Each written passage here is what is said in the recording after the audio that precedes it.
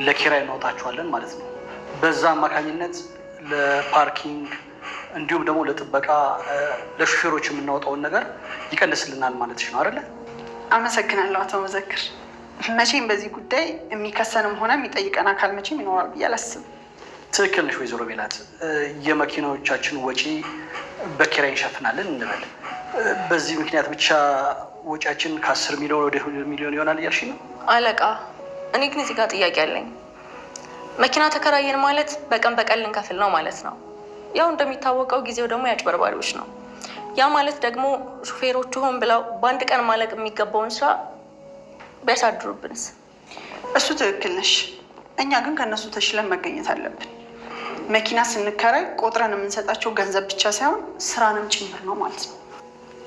እንዴት? አንድ ድርጅት መኪና ለእኛ ለማከራይ ሲስማማ መኪናን ብቻ ሳይሆን በአንድ ቀን መጠናቀቅ ያለበትንም ስራ ቆጥረን እናስረክበዋለን። ድልሽም አንተ ግን እንዴት ነው የጠገብከው? ደግሞ በእናትሽ ቀስ እያልሽ ስፖንጅ ፈጀሽው እኮ። በብሩሽ ምናምን መጀመሪያ በብሩሽ አድርጊ። አጽድቼዋለሁ። ምናሴ በቃ የሆነ ነገር ጋይሶች ይስናችሁ አለ። ተቀመጭ ብራዘር። ሰላም እየተነሽ ጫማ ወላት ማለት እንዴ? አረ ወንድሜ ችግር የለውም። እኔ እሷን እንድታጸዳልኝ የፈለኩት። እኔ እችን እያጸዳው ነው። እሱ ካላስቸገርኩ ይጥረግልህ። አይ ቆንጂ፣ እኔ አንቺ እንድታርጊልኝ ነው የምፈልገው። ሰውዬው እሷ ሌላ ስራ ይዛለች አልኩ እኮ። የትም ማስጠረግ እኮ መብቴ ነው ብራዘር። ቆይ ግን አንተ እዚህ የምመጣው ጫማ ለማስጠረግ ነው እንዴ?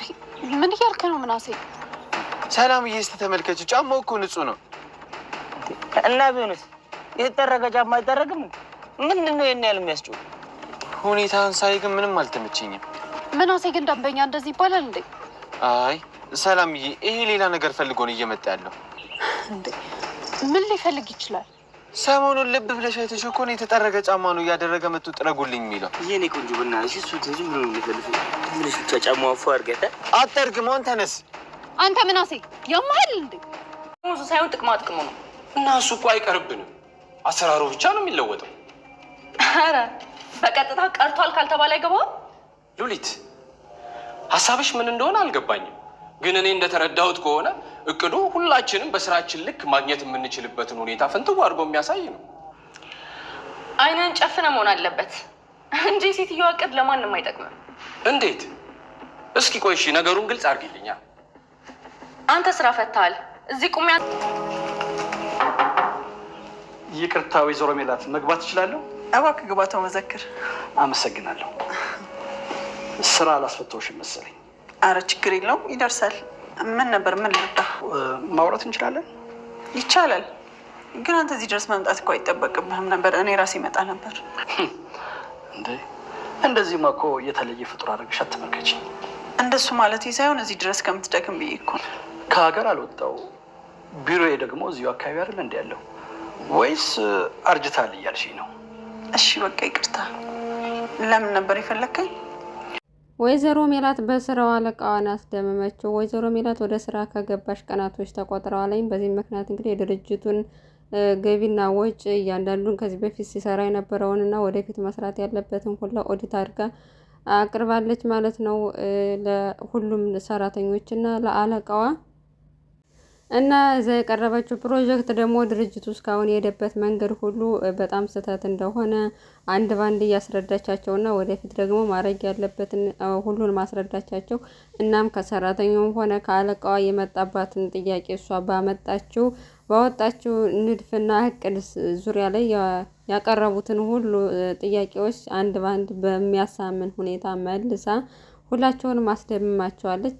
ሰራተኞቹ ከዚህ በፊት እንግዲህ ከደመወዛቸው በተሻለ መልኩ ጥቅማጥም ይከፈላቸዋል። እሱ ጥቅማጥም የሚጠቅማቸውን ነገር ደግሞ መከፈል ያለባቸው በሰሩ ልክ ነው። ምክንያቱም አንዱ ሰራተኛ ተኝቶ አንዱ ሰራተኛ ደግሞ እየሰራ እኩል መከፈል የለበትም። በሰራው ልክ ሲከፈል ያንኛው ሰራተኛ ተነሳሽነት ይኖረዋል። መኪናዎች ደግሞ በሳምንት 2 ለሚሰሩት እዛ ፓርኪንግን እሱን ወጪ ከምናወጣ መኪናዎችን ብንከራይና ሌሎች ነገሮችንም ብናሻሽል ብላ በድርጅቱ ላይ አዲስ ማሻሻያ ያመጣውን ከዚህ በፊት ያስገባ የነበረው ከ10 ሚሊዮን ብር በላይ ነበር ገቢ የነበረው። አሁን ግን ገቢው ቀንሶ 2 ሚሊዮን ብር ብቻ እንደሆነ ኦዲት ሰርታ አቅርባ በጣም ብዙዎች ከአንዲቷ ሴት በስተቀር ተስማምተው ሁሉንም በጣም በሚገርም ሁኔታ አለቃዋም ተደምሞባት በጣም ተደስቶባታል ማለት ነው በሷ። ምክንያቱም ያቀረበችው ነገር ሁሉ አሳማኝና ለወደፊት ለድርጅታቸው የሚጠቅም ስለሆነ ከዚህ በፊት በነበራት ልምድ ተነስታ በጣም እስካሁን የት ነበርሽ የኔ መሰለ ሙያ ይዘሽ እስካሁን በመዘግየትሽ እኔ መሰለ ሙያ ይዘሽ ቤት በመቀመጥሽ በጣም ነው ያዘንኩት ብሎ በጣም ደስ እንዳለው ገለጸላት ማለት ነው። ወይዘሮ ሜላትም ደስተኛ ናት በስራዋ። በጣም ጠንካራና ጀግና ሴት መሆኗን አስመስክራለች። በሌላ በኩል ሰላምና ምናሴ ሊስትሮ ስራቸውን እንደቀጠሉ ነው እና ሰላምን አሰሪም እያላት ነበር። አሁን ግን ያው አሰሪም ቢላትም እምቢ ማለቷን ስለማትተው አምኖበት አብረው እየሰሩ ነበር። እናም ጫማ እየጠረገች እያስተማራት ነበር። በመሀል ላይ የእናቷን ወርቅ የሰረቀው ልጅ መጥቶ ጫማ ሊያስጠርግ ነበር እና በተደጋጋሚ እየሄደ ነው ጫማውን እያስጠረገ ያለው። ቢቆሽሽበትም ባይቆሽሽበትም ሰላምን ማግኘት ሲፈልግ ብቻ ሂዶ ጫማውን ያስጠርጋል። በዚህ ምክንያት እንግዲህ ሰላሚና ሌላ ጫማ እያጠበች ስለነበረ ምናሴ ደግሞ ስራ ፈቶ ቁጭ ብሎ ነበርና እኔ ጠርግላለሁ እሷ እንዳየ ስራ ይዛለች አለችው። እሱ ቃለው እሱ ግን በጭራሽ አይሆንም እሷ ናት እንድጠርግልኝ የምፈልገው አለው ማለት ነው። እናም ችግር የለውም ይቅርታ ወንድሜ እኔ ስራ ይዤ ነው እሱ ይጥረግልህ። እኔ እኮ የፈለኩትን ሰው ማስጠረግ መብቴ ነው ብሎ ከምናሴ ጋር ገጠመ ማለት ነው። እና ምናሴ ደግሞ አንተ ሲጀመር ሁሌም ስትመጣ ጫማህ ንጹህ ነው፣ ስለዚህ ሌላ ነገር አስበህ ነው እንጂ ለማስጠረግ ብቻ አይደለም የምትመጣው ብለው ከምናሴ ጋር በጣም ተጨቃጨቁ ማለት ነው። ሰላሚናም ምን ነው ብላ አረጋግታ እሱን ለብቻው ማናገር ሞከረች እና የሰላምን ስልክ ቁጥር መውሰድ ስለፈለገ ያው ሌባ ስለሆነ የሌብነት ልምዱን ተጠቅሞ ከሰላም ስልኩን ሰርቋት ቁጥሯን ወስዷልና ወዛው መለሰላት። እሷም መቼ ነው የወሰድከው ስትለው ወንበር ላይ አግኝቼው ነው የወሰድኩት አላት። እናም በጣም ተናዳበታለች፣ ምክንያቱም ስልኳን ስለሰረቃት። ነገር ግን ቁጥሩን ብቻ ነው አንስቶ ይዞባት ሄደው። እናም ይህንን ልጅ ደግሞ በተደጋጋሚ እየጠበቀውና እየፈለገው ይገኛል ጆሮ። በዚህ ምክንያት ጓደኛውን አግኝቶ ሳሚ የት ነው ብሎ ሲጠይቀው በአከታች ሰፈር አንዲት የሚያበስላት ቺክ ነበረች፣ እሱን እየተከተለ በጣም ቢዚ ሆኗል አለው። ማናት ደግሞ ሲላት ታች ሰፈር ናት፣ ደግሞ ምን አይነት ቺክ ብትሆን ነው እያለ ጆሮም እንግዲህ ሰላም መሆኗን በጭራሽ ነው ያላወቀው። እናም በቃ ስታገኘው እንደፈለገህ ንገርልኝ ብሎት ሄደ። እሱ ደግሞ ያው ስራ ለምንድን ነው ማሰራው ሲለው እኔ እኮ ስራ መስራት አልፈልግም እና ምሳ የምበላበት ጋብዘኝ ብሎት ነበር። ብር ሰጥቶት ጆሮ ሄደ ማለት ነው። እናም ጓደኛው ሲመጣ ነገረው ማለት ነው። እሱ ፈልጎት እንደነበር እና የት እንደነበር ሲጠይቀው ደግሞ ያው ልጅቷን ለማናገር ነግሬህ እንደ እሷ ጋር እንደሚሄድ ነግሬሃለሁ እኮ በዛ ምክንያት እሷ ጋር ስለቆየው ነው ብሎ ነገረው ማለት ነው። እናም ብሩን ማለት ወርቁን እንዲመልስለት የሚመልስለት ልጅ እንዲያፋልገው ስለነገረው በዚህ ምክንያት ጆሮ እንደፈለገው ነግሮታለኝ። ያው ካወቀ እሱ መሆኑን አላወቀም ጆሮ። ጭራሽ ደግሞ የሚከታተላት ልጅም የወርቁ ባለቤት ልጅ እንደሆነች ምንም አያውቅም ማለት ነው። እናም ይህ ሳሚ የሚባል ልጅ አርፎ በመቀመጫው ሰዓት በጣም ትልቅ ጦስ ውስጥ እየገባ ነው ማለት ነው። ወደ ወይዘሮ ሜላት ስመለስ ወይዘሮ ሜላት እንግዲህ ስራ ቦታ ላይ በጣም በሚገባ ሁኔታ ሁላቸውም አድንቀዋታል። እናም አቶ መዘክር ደግሞ በተለየ እውነታ እሷን ለማመስገን ለማድነቅ ድጋሚ ቢሮዋ ድረስ ሄደው ነበር። እናም አንተ እኮ እዚህ መምጣት አይጠበቅብም እኔም ብጠራኝ እኮ ችግር የለውም ስትለው እኔን የተለየ ፍጥር አድርገሽ አታስቢኝ፣ ከሀገር አይደለም የወጣሁት ከዚሁ ነው ቅርብ ነው ቢሮ፣ ስለዚህ በመጣም ችግር የለውም እና ቅድም ላደረግሽው ነገር ሁሉ እስካሁን እኔ እንኳን እንደዚህ አይነት ነገር አስቤ የማላውቀውን አዲስ እይታ ለድርጅታችን የሚጠቅመውን ስላመጣሽ በጣም አመሰግናለሁ እና ላመሰግንሽ ነው የመጣሁት አላት።